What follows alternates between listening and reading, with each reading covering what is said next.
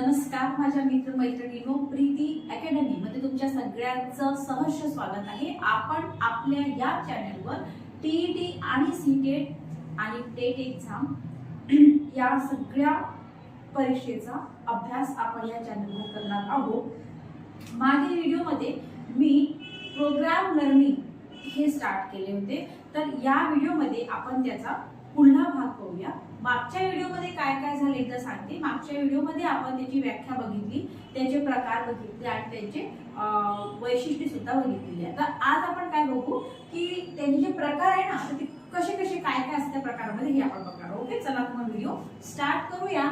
सगळ्यात पहिले आहे रेखीय अभ्यासक्रम। आता रेखीय अभ्यासक्रम मध्ये काय असते की या अभ्यासक्रमामध्ये प्रत्येक अध्ययन चौकट ही क्रमाने विद्यार्थ्यांच्या सोबत येते। आपण बघितलं की यामध्ये जितका काही अभ्यास आहे तो सगळा चौकटीमध्ये येतो। तर यामध्ये जे सगळं पहिलं आहे रेखीय अभ्यासक्रम, यामध्ये काय असते की प्रत्येक अध्ययन चौकट जी आहे ती क्रमाने विद्यार्थ्यांच्या समोर येते। सेकंड मध्ये आहे सुधारित रेषीय अभ्यासक्रम। सुधारित रेषीय अभ्यासक्रमामध्ये काय येते बघा की या अभ्यासक्रमातील चौकट क्रमानेच येतात, पण त्यातील चौकट विद्यार्थी आपल्या आवश्यकतेनुसार बदलून पुढे जाऊ शकतात। लक्षात तुमच्या पहिले काय रेखीय अभ्यासक्रम, त्याच्यामध्ये काय आहे की बाई या अभ्यासक्रम प्रत्येक अध्ययन चौकटी क्रमाने विद्यार्थ्यांच्या समोर येते। दुसरा आहे सुधारित रेषीय अभ्यासक्रम, यामध्ये आहे की चौकट ही ती क्रमाने येते, परंतु यामध्ये विद्यार्थी हे चौकट वगळून ते पुढे जाऊ शकतात। त्यानंतर आहे संवाद रेखीय अभ्यासक्रम।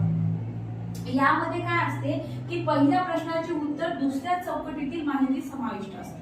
संवाद रेखीय अभ्यासक्रमामध्ये पहिल्या प्रश्नाचे जे उत्तर आहे ते दुसऱ्या चौकटीतील तुमच्या माहितीमध्ये समाविष्ट असते। आणि नंतर आहे शाखीय अभ्यासक्रम। यामध्ये काय असते की आता बरेच वेळा प्रश्न काय चुकतात, पण ना आन्सर चुकतात, मग आता ते उत्तर बरोबर नसले मग आता कुठली चौकट पाहिजे हे या अभ्यासक्रमामध्ये असते। लक्षात तुमच्या चार आहे शाखीय क्रमवारीत अध्ययनाचे प्रकार चार आहे। कुठले कुठले रेखीय अभ्यासक्रम, याच्यामध्ये काय असते की प्रत्येक अध्ययन चौकट क्रमाने विद्यार्थ्यांच्या समोर येऊन जाते। सेकंड मध्ये आहे तुमचा सुधारित रेखीय अभ्यासक्रम। यामध्ये काय असते की चौकट क्रमानेच येतात, पण त्यातील चौकट विद्यार्थी आपल्या आवश्यकतेनुसार बघून पुढे जाऊ शकतो। मग आहे संवाद रेखीय अभ्यासक्रम। यामध्ये पहिल्या प्रश्नाचे उत्तर दुसऱ्या चौकटीतील माहितीमध्ये समाविष्ट असते। आणि मग आहे शाखीय अभ्यासक्रम। यामध्ये उत्तर बरोबर येण्यास कोणती चौकट पाहावी गेली असते, कारण उत्तर एखादं चुकलं तर मग त्याच्यासाठी कुठली चौकट पाहावी बा हे यामध्ये असते। ठीक आहे, अशा प्रकारे हे चार याचे प्रकार आहेत। ठीक आहे, याच्या काही मर्यादा आहे, याची काही वैशिष्ट्य आहे, याच्या मर्यादा आहे, काही त्रुटी आहे, त्या कुठल्या त्या बघूया। ओके, प्रत्येक गोष्टीचे काही फायदे तर काही तोटे हे असतात, हे प्रत्येकच गोष्टीचे है ना। तर बघा याच आता क्रमवारीत अध्ययनाचे आपण काही फायदे बघू। कुठले कुठले फायदा काय की विद्यार्थी कुठला एक घटक आहे तो कुणाच्याही मदतीशिवाय तो शिकतो, तो स्वावलंबनाने शिकतो है ना। त्याच्यानंतर स्वप्रयत्नाने केलेले अध्ययन हे दीर्घकाळ टिकते, कारण की तो स्वतः शिकतो ना, तर स्वप्रयत्नाने केलेले अध्ययन काय असते दीर्घकाळ टिकते। त्यानंतर स्वप्रयत्नातील आनंद पुढील उद्योजनास प्रेरणादायी ठरते, कारण की तो स्वप्रयत्न करून शिकतो, त्याच्यामुळे तो आनंद त्याला पुढील घटक शिकण्यासाठी त्याला प्रेरणादायी ठरतो। आणि सुसंगतीची त्याला सवय लागते।